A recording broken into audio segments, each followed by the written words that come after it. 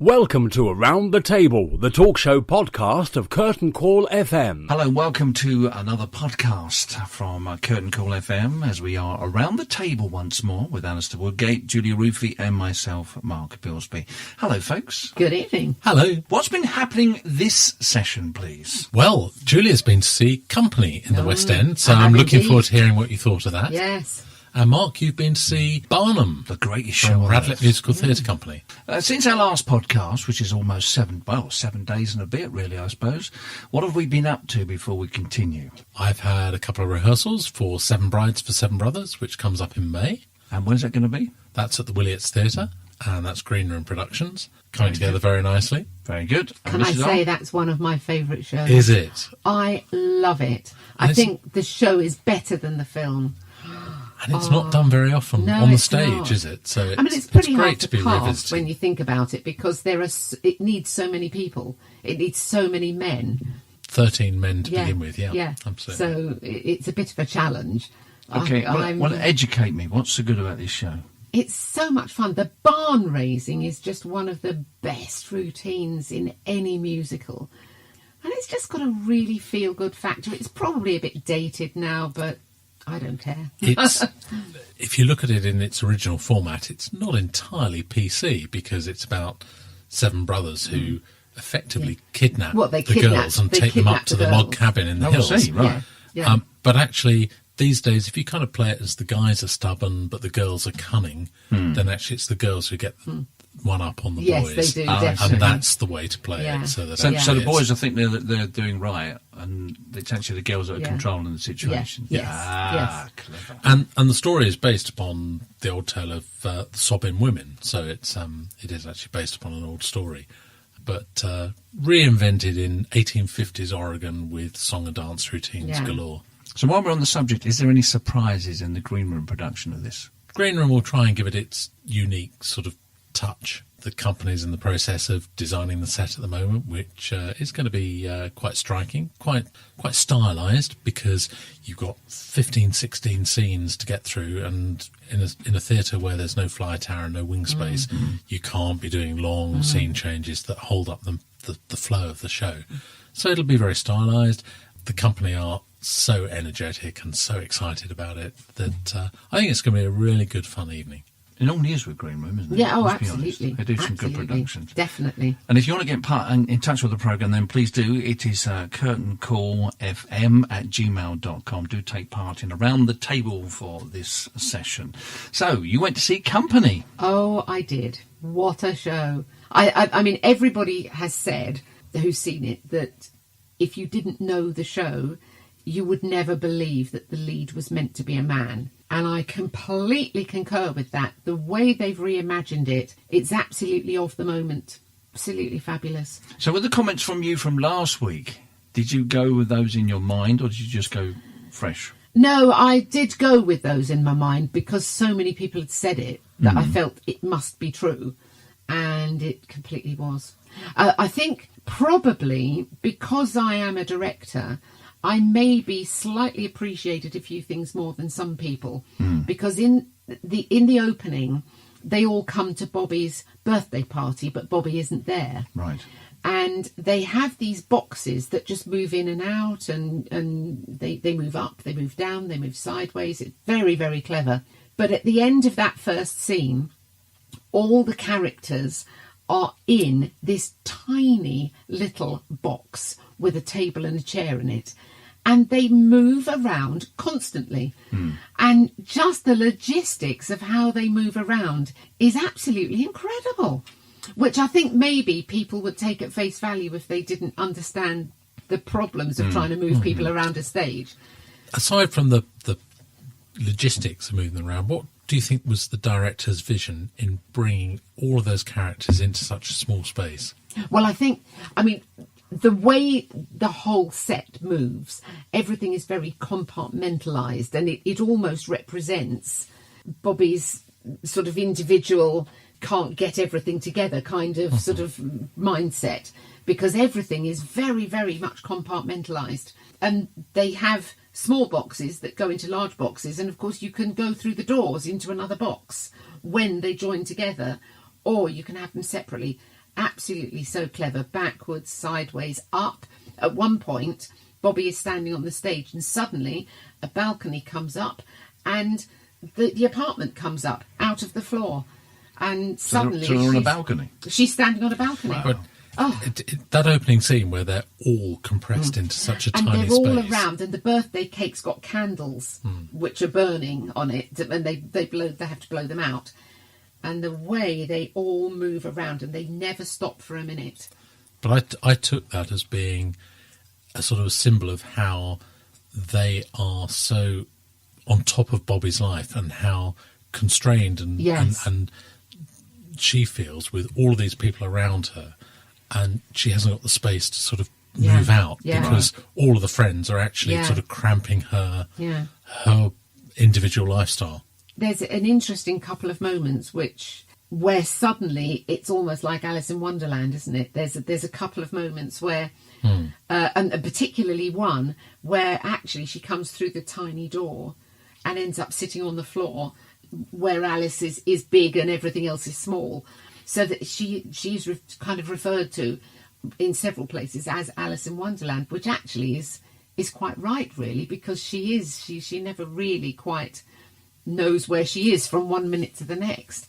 Absolutely, just fantastic. Because what's interesting, because you're in the game, you're directing and other things you get involved with, you do go with different eyes to a member of the public, and they sort of, it's like someone does some fancy things on a video, they put some overlays or some graphics or some, whereas we take it for granted as a viewer, because you watch the news and it just happens normally, and you think, oh, that's just normally what happens. But the amount of work that goes into planning it and making sure that it works without any interruptions is brilliant. But what I'm trying to get at is, don't you find though that you don't actually can't relax because you're always thinking about the next thing that could happen, or from a different point of view than a member of the public? No, I think I do relax, but I'm kind of watching it on two levels. I'm watching it as an audience member, just thoroughly enjoying the story and the music and the performances, looking at it as a set designer, set builder, thinking, wow, that's clever. Clock that. I might be able to use that one day. That's a really good way of sort of conveying a scene. And what I love about theatre is where directors and set designers are able to employ the less is more theory, and just one piece of furniture or one little piece of set can produce a whole range of ideas and images, and you don't need anything more. And I think that's so clever. And that's which is what we spoke about on the last podcast. We come from away. Yes. Just the use of Absolutely, chairs. with the chairs. Yeah, we come from away. I think actually this show is a classic example in a way of less is more, because while it is extremely technical, because all the pods move in and out and up and down, you actually could quite easily do that with small pieces of furniture in a less expensive situation, shall we say. It's not hard to create a similar effect to that. And it was such a successful way of doing it. And what it also did was, I felt anyway, the original is very much a child of its time. Right. So it reflects the views, the situation of the time. And in reimagining it, they've brought it right up to date, and it now reflects the views and the situations of the time now. Yeah, I'd agree. There was no sense of it being a period piece, a historic piece Not in any way. Was just being sort of reproduced. It felt very much of today. But do you think that's because they sort of reversed the position that was in That was Bobby? part of it, in reversing the roles Yes. of Bobby and of various other characters. But it was also in the way that some of the scenes were reimagined and reset. And the opening of Act 2 is normally a big dance routine. And obviously they didn't have any dancers as such. Yeah. And they did it all with party games. Oh, right. So they did a bit of Twister, they did a bit of Pass the Balloon, which was a brilliant idea. Absolutely brilliant idea. I think Julia and I differ slightly on this. You didn't like that so much. I can pick this up by looking around the table, if I'm honest. Yeah. And I felt that particular scene was too busy, as a result of which the words of the song went for nothing because your eyes, it was all the visual interaction. Watching your twister. Watching the twister, watching the tables being moved and being moved and being moved again, and the chairs being moved and rearranged again. And you're sort of constantly watching this. And the singing is almost forgotten because of the patterns that are being created. And also, I felt that the staging there, I think the director had got that wrong there, dare I say that, in that the whole of the scene was brought so far forward on such a small space, you felt as though the company were falling over each other and trying to rearrange these chairs and tables.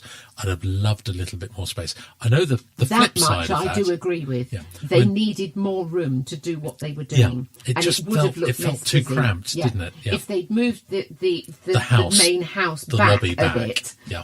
it would have actually worked better. I completely agree with that. So is there any bits that you don't agree with? Because I'm going to paint the picture here that Alistair's on one side of his table and Julia's on the other side of the table.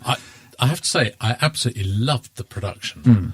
I think there were a few flaws that let down what otherwise would have been a perfect production. I felt that every set is painted grey, and I can understand that it's I can understand the idea behind that, but I felt it almost been taken too far, and that everything was being painted grey. And at one point a rug came out, and I thought, I'm sure I've seen that in IKEA, but I bet they bought that because it's the right grey to match the rest of the set. I mean, the idea I thought it'd just been taken a bit too far. That everything was grey and she was in red. Right. And that was the Hence idea. the front cover of the programme. Yeah. Yeah. But I slightly agree with you. It was unrelenting grey with that red bit, because even in the second act, when she's imagining what her life will be like with the flight attendant, who is April in the original show and does Barcelona, and part of Barcelona is bringing in all the characters all the women come in dressed as her in different areas of her life, if she married him, if she went with him, and so all you had was a lot of grey and then a lot of red dresses. So you still didn't really get any unrelenting. You needed it. I think it needed a little bit more of something in that respect. And whilst the boxes and the grey made it very stylised, and I usually love that sort of approach, I didn't get any sense that it was set in New York.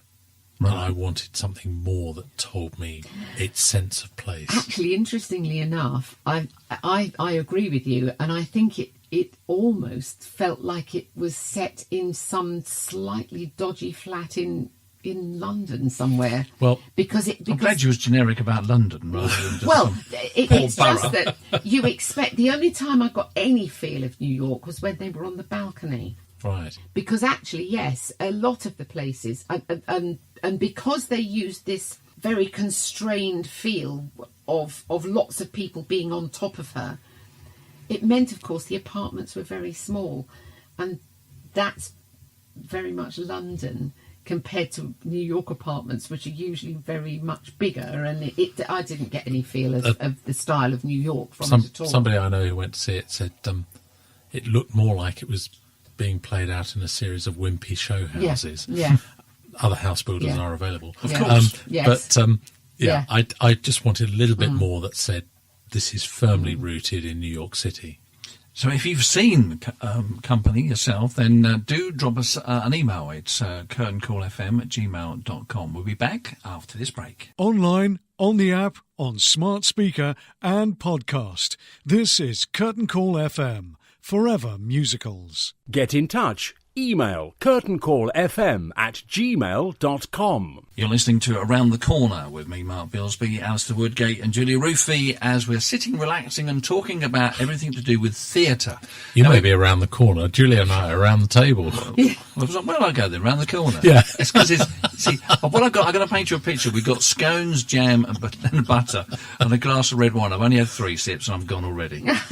So I'm around the corner. Well, I could be around anyone's corner, really. That's the wonder of podcasts. So, Radlett Musical Theatre Company. Now, on Monday night, I was invited to review the dress rehearsal of Barnum the Musical, which has been performed this week at the Radlett Centre in Hertfordshire by the Radlett Musical Theatre Company. Now, bearing in mind it was a dress rehearsal, the stage crew tinkering around with the lights and prop placements, but all in all, the stage was looking like a decent canvas for a show. What is Barnum all about? Here's a quiz for you.